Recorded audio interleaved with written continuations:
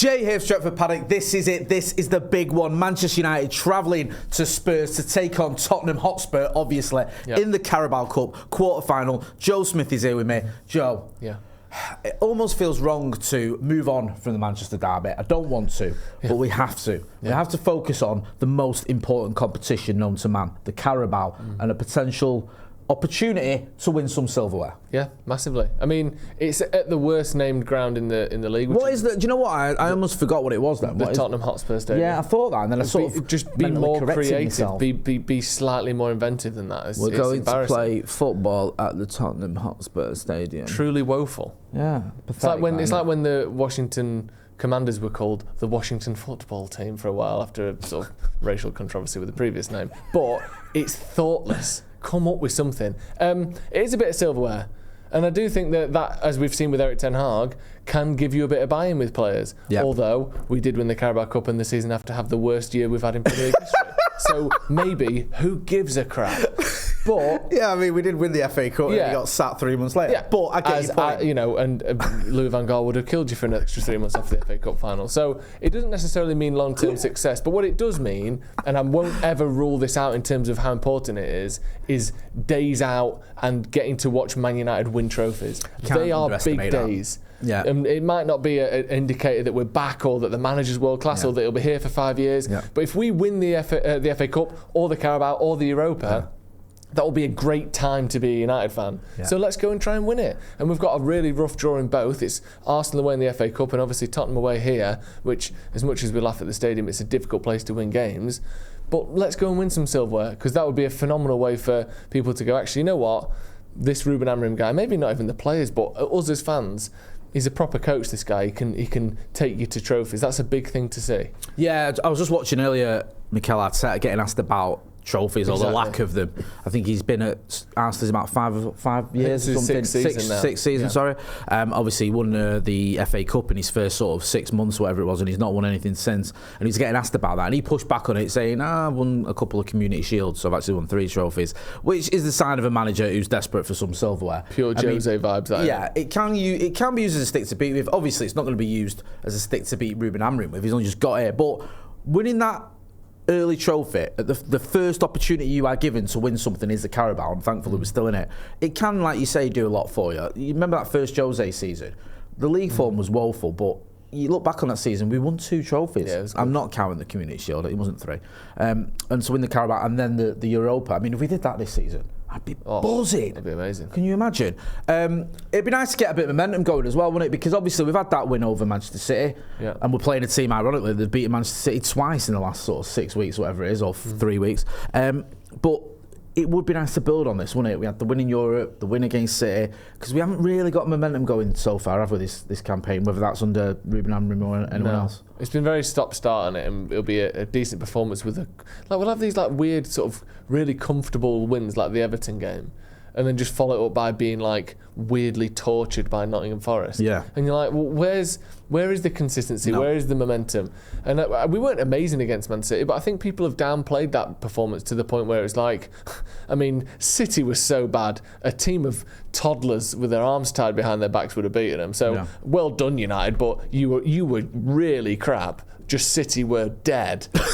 That's basically what the pundits, and especially Gary Neville, it was not even the worst football game. This is the worst thing I've ever seen. Did you see how he realised, I think he began to realise the insanity of his own argument, where he was like, the back 3 were decent, and then, in front of them, Mazraoui, actually, he played well, and then he's thinking, actually, I better not go any further. Just Diallo, let's just talk about Diallo. But I think if you look throughout the Manchester United team at the derby, it wasn't an amazing vintage Manchester United performance, but how many good performances were there in that Manchester United team compared to how many good performances were there in the Manchester City team? Yeah. City, I know you're saying, the people saying, anyone could have beaten them. They're still the reigning champions. They've still got overall an unreal record at the Etihad, especially in recent years against Manchester United. And you look at how many players that played well for City and how many players actually had a good game for United. Yeah. There's at least 7 or 8 players that had a very good game for Manchester United, and 1 or 2 had exceptional ones. So I'm not buying into this idea that it was it doesn't count because City are rubbish and United weren't much better. City beat themselves, and we were just there to let them. Right. I think that it was a good performance,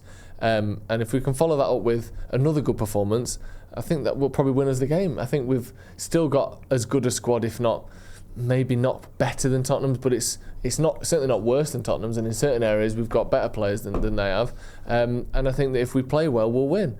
So let's play well and see what happens. Why not? Before we get into predicted 11s, get your phones out, film yourself in landscape for 30 seconds and send in your score predictions, not your predicted 11s, your score predictions. Send them to paddockmatchday@gmail.com, and we will use that as part of our pre-match build-up on the watch-along. So you'll be part of watch-along, so make sure you send them in. When you say film yourself in landscape, do you mean like the Pennines and that? Like a landscape bit? I'd prefer it if you went to Montana. I've been watching a lot of Yellowstone, so I went to Montana, and if you can't get to the Yellowstone Dutton Ranch, if that's not a real ranch, then get to something that looks like it and film yourself with that in the backdrop, the mountains and the forest. It looks mint, that. So if you can do that and send us that as your score prediction, send that to paddockmatchday@gmail.com. Get it in though by Thursday afternoon, then that'd be great.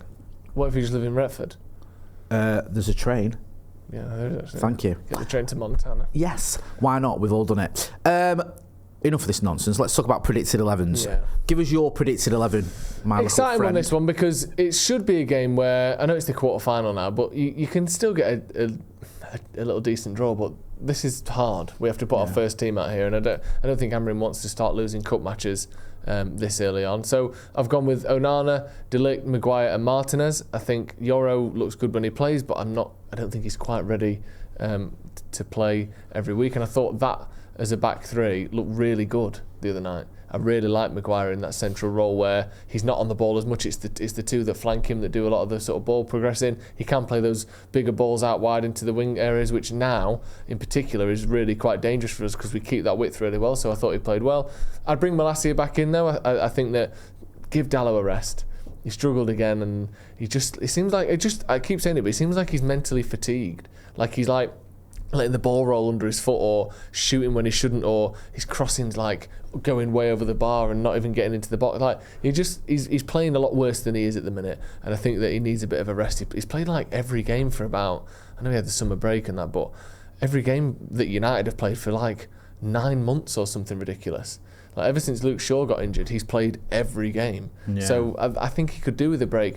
Let's give Mazraoui a go out on that right-hand side as well. I've gone with Ugarte and Casemiro in the middle, Mainu, Fernandes and Højlund. And I've given Ahmad a rest. And that's not because I don't think he was our best player at the weekend. He's probably been our best player since Erik ten Hag left. But I do think he's also someone that's gone from never playing to now you just play 90 minutes every game. I think he could do with the rest, and I think Ahmad off the bench will be a good thing for Man United, and I want to see how Mainu and Fernandes can look. And then also, I think Tottenham are good at playing the ball quickly and attacking very quickly. I like the idea of having 4 kind of central midfielders in that middle area, so Mainu, Fernandes, Casemiro and Ugarte, to really lock that down when we're out of possession. That's good. It makes a lot of sense. I understand your feeling that you do hate Amad Diallo. You've made that clear. You never want to see him play for Manchester United, and if you had your way, we never would have bought him.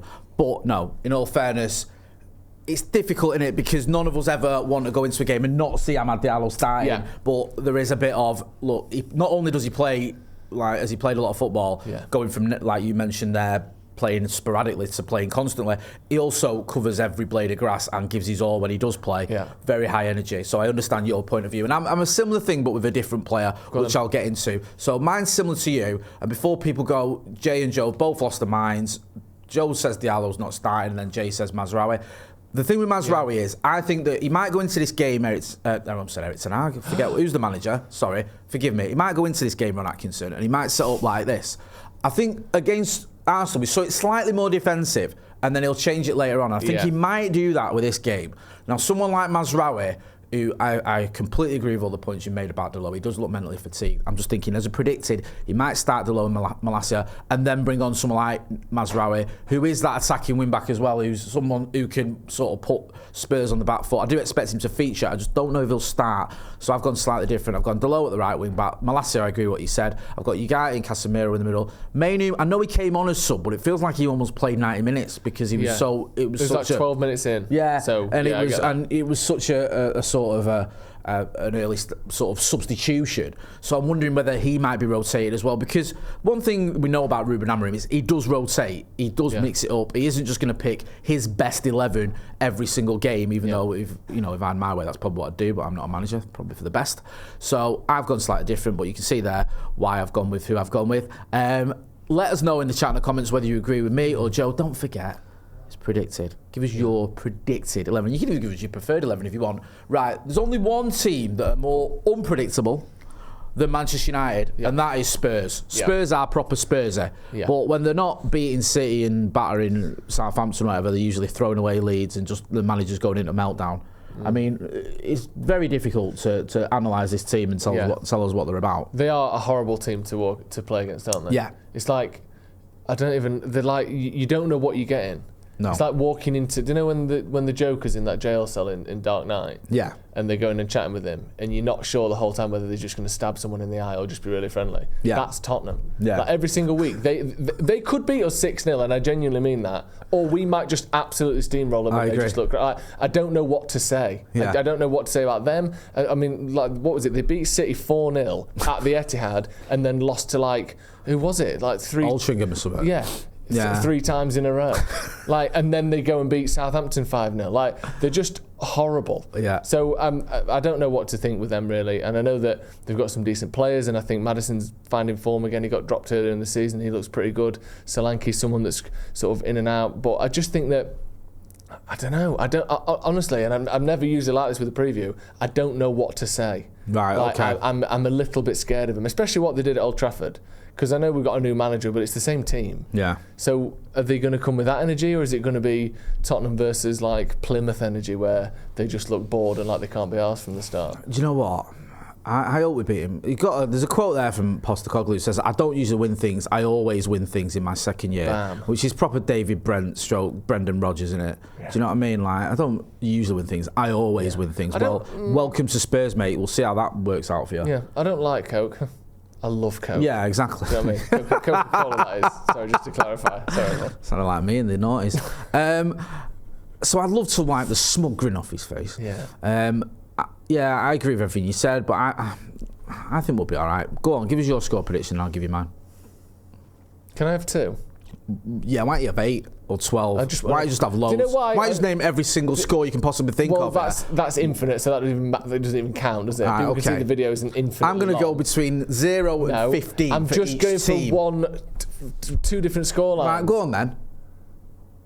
Either United win or lose. Either United are going to win 2-0. Right, okay. Comfortable. Right. Or we lose 3-0. Right. Bad. Okay. There's either of those 2 scorelines, that's it. What are you saying? I say, do you know what? I think we'll win. Yeah. I do.